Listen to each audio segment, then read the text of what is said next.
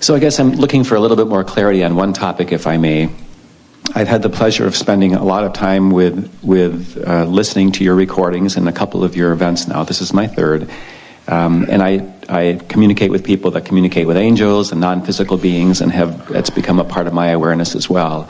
And I guess part of my hope and intent this morning was to help people become aware that those same opportunities exist within us. And so whether we're here experiencing it with you in physical form, or what appears to be physical form, or whether we're in a quiet place at home or sitting outside in the woods, we can literally have communications in our hearts, in our minds, with precious, beautiful, non-physical beings that love us more than we know, that are there, and those thoughts, those feelings, the messages that we're sharing and receiving are as real as they are in physical form. There are a number of things that we want to say to you, because you understand that it is your perception that we are talking about. Mm-hmm. That just because you're not perceiving it, anyone is not perceiving it, doesn't mean that it is not there to be perceived. And perception is just like tuning a radio dial. The signal's there, you just got to tune into the frequency of it. So we liked your words as you were talking about the oneness. That usually sets people sort of out of sorts a little bit, because it's clear that you are individually sitting on these chairs, clump, clump, clump, clump, clump, clump. And it's clear that you've come with different intentions, that there is a variety.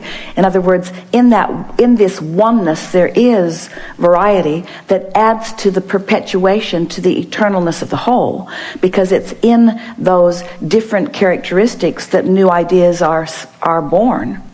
And so the difference really is what allows and is the reason for expansion. So we don't want to become too same, because expansion then would not be as satisfying as it is.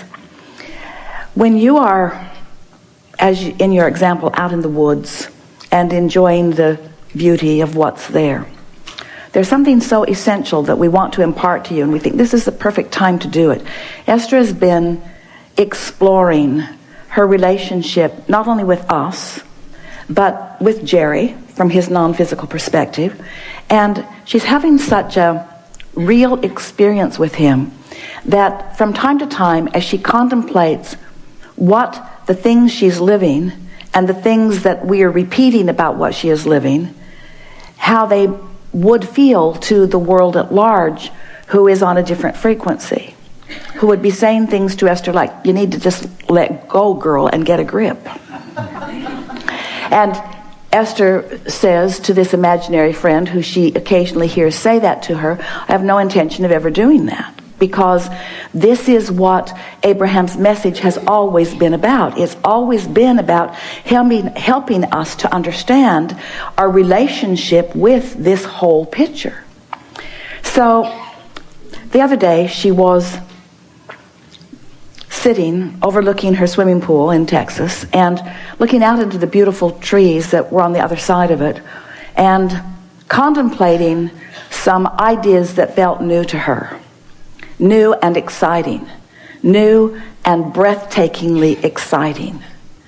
And as she focused upon them and felt us reveling with her in the new idea, the trees began applauding. Now, what that means in literal terms is there are a bunch of critters that Esther doesn't even know what they're called, who rub their legs together and make a racket, and there must be 1 million of them because of the volume that they produce. And she'd been sitting there for hours. She'd been working on the book. She had been editing some recordings. She'd been out there all morning and had not heard a peep from any of them until she found this new thought, and they all applauded in unison. And Esther thought, nobody's ever going to convince me that this isn't non-physical, orchestrating something that pleases me in order to help me feel that we're all in this togetherness of all of that. And it's interesting because here is Esther, a sophisticated human, living in a very expansive life, on top of the world in all regards, participating with non-physical, which is the broadest other end of the spectrum, and communicating also with insects in the same moment. We are all in this together. In other words, there is a knowledge that is available, and everyone is getting from it whatever they are needing from wherever they are, and it's perfect, you see. She liked that. She liked it a lot. In fact, she sat there for quite a while and tried to get them to do it again, and they wouldn't. It was time for a new thought, apparently. Yeah, we only applaud when something good happens. They were non-responsive to her request. And so more day passed, and she was thinking and speaking to someone about how much she enjoys her absolute knowing that Jerry is aware of her all the time. And then she went on to say how much she likes it when there is physical evidence of that. And there's a part of her that doesn't want to ask for the physical evidence because it's a little lack-based. And a part of her that wants to ask for it because it's very much fun. So that was right where she was resting in the thought. So she got in the car, opened the garage door from the button on the wall, backed out. She'd been in and out of the garage 2 or 3 times that morning already with the car. Backed out, pushed the button on her visor to make the garage door go down, and it went down partway and went back up, like it does if something's blocking the sensor. She said, "Jerry, get out of the way." "I know it's you." Pushed it again. It went down a little bit, went back up. So she got out, sort of waved her blouse in the airway. "Get in the car and come with me," she says. She's playing with him because she knows he's wherever she is. But she knew for sure that he was standing there with his energy and that it was keeping the garage door from closing. Now, Esther knows that much of the world would just think she's nuts, but there's no reason for the door to open and close and then open and not close. In other words, there was nothing obstructing it other than energy that she had asked for. So it was a sort of, do any of you see auras? Yes. Do you see the energy around Esther here? Yes. Can you see Jerry? Can feel. Can you? If you can't, it's because you're unworthy beings. No.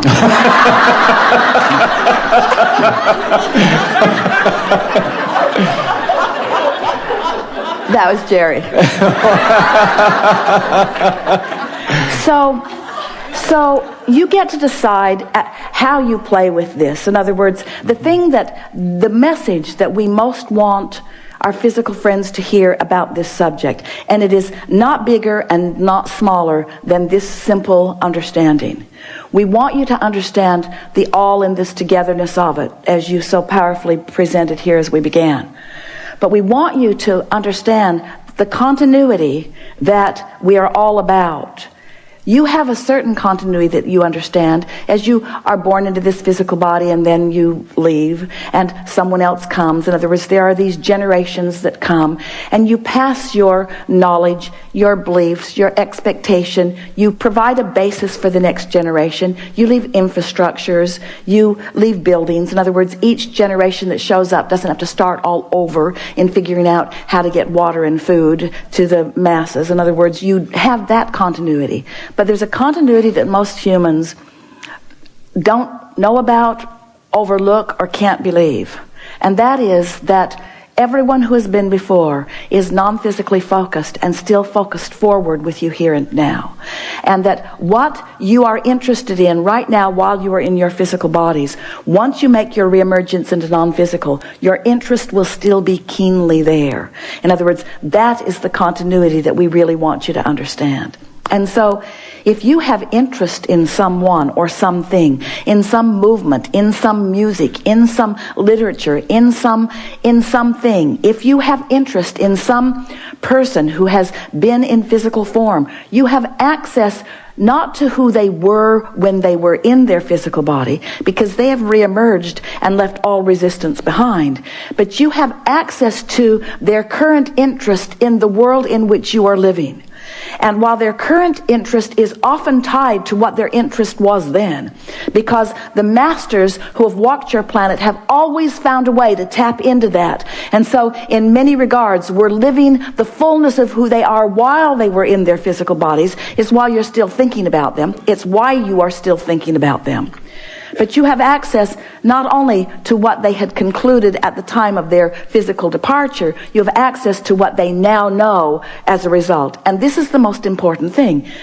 When you find vibrational frequency that matches that, you have access to their thoughts. And when you come to the awareness of what they're thinking, it's like tapping into that mastermind.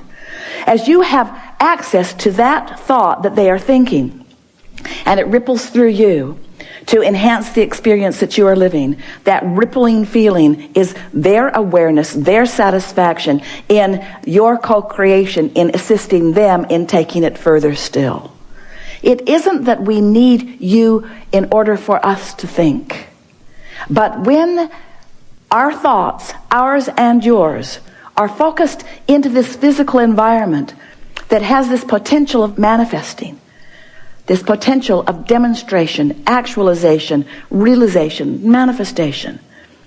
That is the leading edge of thought. We don't want you to ever let go of the knowing that when you create here in this physical form, that it is the leading edge, the most expanded edge of creation.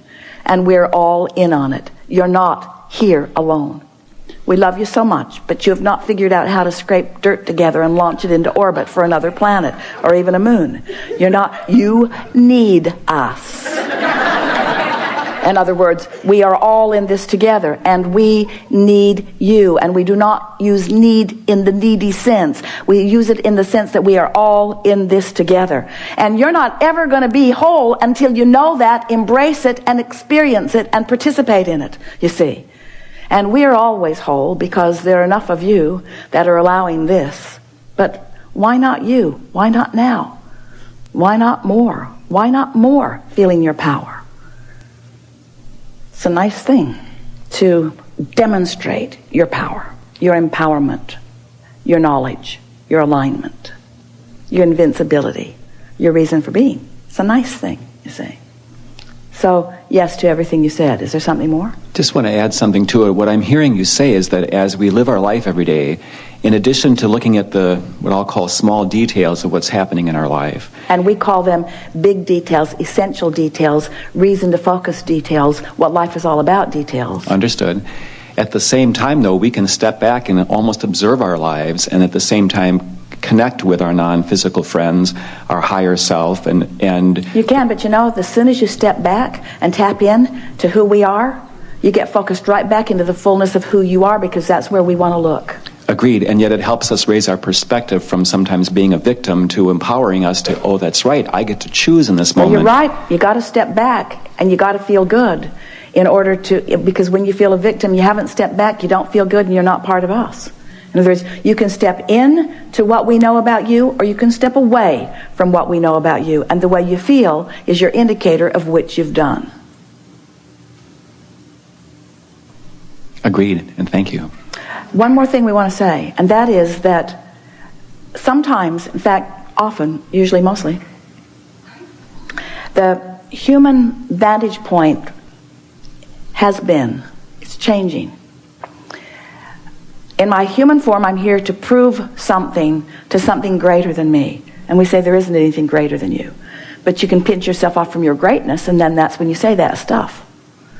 But when you understand that you're not proving anything to anyone because no one's testing you or challenging you, and you relax in to the fullness of who you are by trying to get on that high-flying disc until you get there and owning it, it isn't until that feeling of invincibility and that feeling of empowerment and that feeling of steady love and that feeling of upliftment is yours that you can really, really, really, we know you're getting it conceptually. Well, you've practiced this for 30 or 60 days and you're really going to understand it. The difference between the word clarity and the word confusion, you understand. But the difference between the feeling of clarity and the feeling of confusion is, oh, so worth demonstrating to yourself, you see. And you haven't been clear. until you have infinite intelligence focused with you moment by moment. That's clarity, you see. And anything less than that is just screwy. Yeah, really good. Thank you. Yeah.